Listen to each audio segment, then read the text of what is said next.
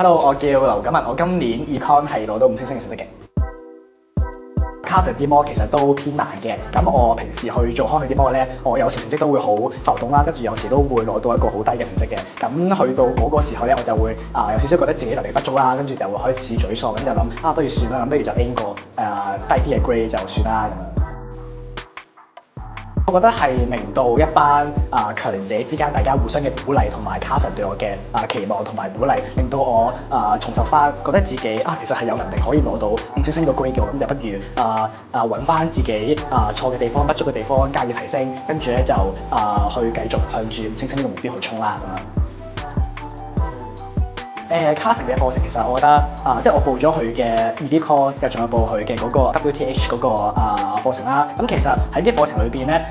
唔係淨係得操卷可以幫助到我，而係Carson 教嘅 skills 教我哋點樣去記啲嘢同埋佢教嘅嗰啲深過學校老師，同埋甚至有少少一啲課外嘅知識咧，都係令到我好有得着啦。係覺得喺 DSE 裏邊都係好受用嘅。